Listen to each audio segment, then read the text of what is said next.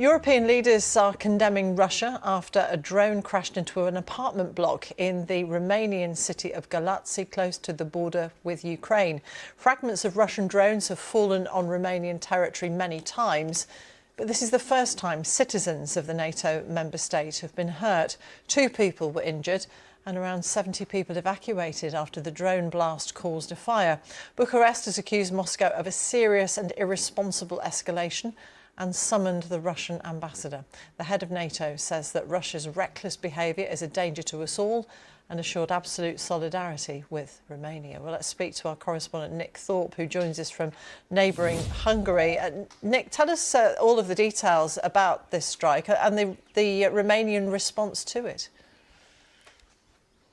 Sure. Well, as far as we understand, about 2 o'clock this morning, this drone was first detected, and within 4 minutes of the Romanian security forces detecting it, it struck a 10-storey block of flats in Galați. This is a significant port city, 200,000 or so inhabitants, and in the subsequent explosion and fire. So this was not just a fragment of a drone as we've seen before, but actually an armed drone which exploded on impact, injuring a 54-year-old woman and a 14-year-old child. The Romanians, in their response, the deputy head of the armed forces said this does not constitute an attack on Romania, but it's the consequence of an attack on neighbouring Ukraine. And the response has been widespread, hasn't it, from NATO allies and also European Union officials?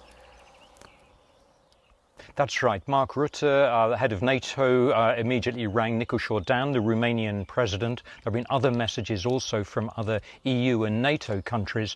The president of Romania, Nicu Jordan, has summoned a meeting which is beginning as we speak now of the Supreme Defence Council, and the Russian ambassador has been summoned. I mean, he's been summoned before. He normally gets a rap on the wrists, as it were. I think there is some talk, unofficially in Romania this time, of needing a much stronger response, perhaps even the expulsion of the Russian ambassador from Bucharest. But I think that's a move that Romania would not take on its own. Obviously, strong consultations between Romania this morning and NATO and EU allies. And as far as the target of this, if it is indeed a target, is concerned, Galați is an important port for Romania. That's right. It's on the river Danube, and the Danube here, or in the Delta region, Danube Delta region nearby on the Black Sea, obviously is the border with Ukraine and further up with Moldova. This is a regular site of attacks. The port of Reni and of Ismail on the Ukrainian side of the border has been hit many times before. The cargo infrastructure, the grain infrastructure, the port infrastructure.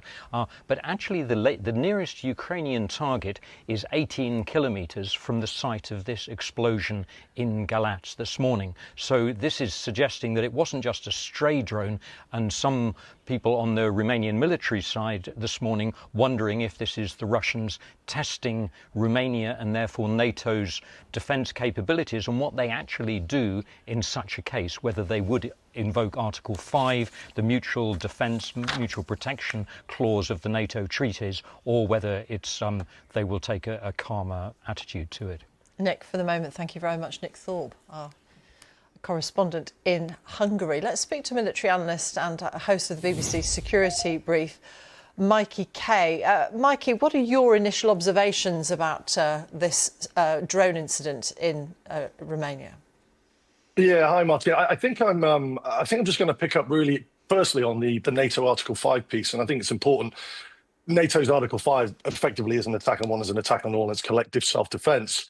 But there is an important part in that language about that, which is it has to be a sustained attack. So a one-off wouldn't necessarily invoke Article 5. And I think this is so far from what we've seen is a one-off. Now, you know, Russia's been putting these one-way attack drones, they're called the Geran 2, which is effectively a blueprint from the Iranian Shahed 136, which we've seen flying in the Persian Gulf airspace.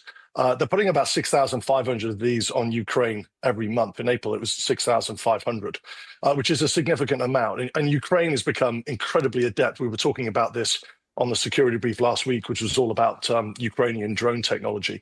And the Ukrainians have developed what's called a counter uncrewed aerial system counter threat, which are taking out around 89 to 93% of these drones that are coming over into their airspace, which is a significant amount. So the questions I would start asking are, where was this launched from? And if you look at sort of the geography of it, I think looking at the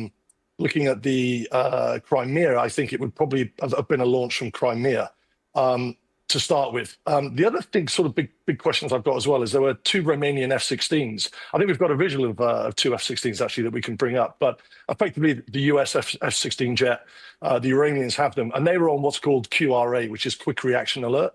Now, the press statement that's come out from the Romanians said that the radar systems of Romania were tracking this drone as it approached Romanian airspace, and the 2 F-16s were launched at about 1:20 in the morning. So there's a couple of questions like that, Martine, in terms of the response. If the radar was tracking this drone and the F-16s were airborne, the F-16s would carry an air-to-air missile, which would be able to take it out. Why didn't they do that? And there's a couple of answers to that, really. These drones, they fly incredibly low, down to about 50 feet over territory. And if that drone, when it enters Romanian airspace, is over a built-up area, that's going to be hard for the F-16s to shoot that down. Now, the process of using an F-16 to shoot down a drone as well is not an easy procedure. The drones fly at around 120 miles an hour. An F-16 isn't supposed to be in the 120-mile-an-hour envelope. So the F-16s would have to be slow. They'd have to be close. And the F-16, I don't know if you've got that visual up. I don't have two-way here, but it's got a huge intake on the bottom of the aircraft, which will suck in any debris if the F-16 gets too close. So that could be a consideration. The other consideration as well is there's a lot of electromagnetic interference. It's called jamming and spoofing that the Ukrainians have developed. So it is a possibility and a thought. And a question I would certainly ask is that if the Ukrainians were jamming and certainly jamming in that area, and jamming means basically putting out electromagnetic waves into the atmosphere that would interfere with that drone's guidance system. That could also be a possibility in terms of the drone being put off its target because of this electromagnetic interference. So there's a lot of questions about this that I'd be asking, or I will be asking. And we will come back to you when you've got the answers. Mikey, thank you very much, Mikey Kay. Thanks, Martin. Andreea Georgescu is a journalist with Romanian national news TV channel Digi24, and she has more details about the drone incident. The incident was reported last night. It was almost 2 o'clock, and the first calls that were made for the emergency system in Romania reported large fire on the last level of a 10-story building, apartment building in Galați. It's one of the cities, major cities in eastern Romania. It is very close to our eastern border with the Republic of Moldova, with Ukraine, and the first saviors that got there have taken the measures, have evicted the building, and then 2 people were taken to the hospitals. They are injured, slightly injured. They are safe now. We are talking about a woman, a 53-year-old woman, and her son, her 14-year-old son.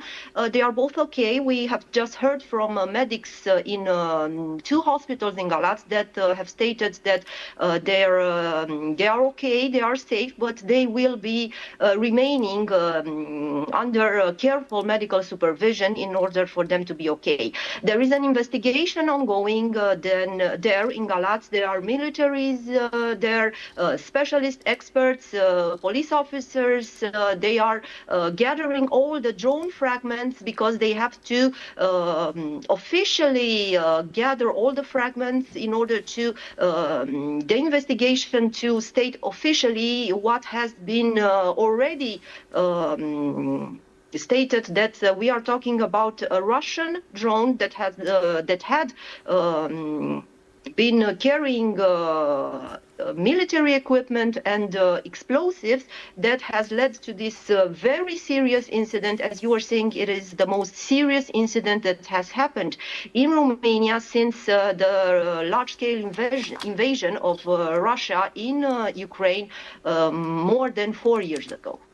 Andreea Georgescu from Digi24 in Romania. Well, you can read more about this story on our live page. Go to bbc.co.uk/news and you'll find all of the updates there.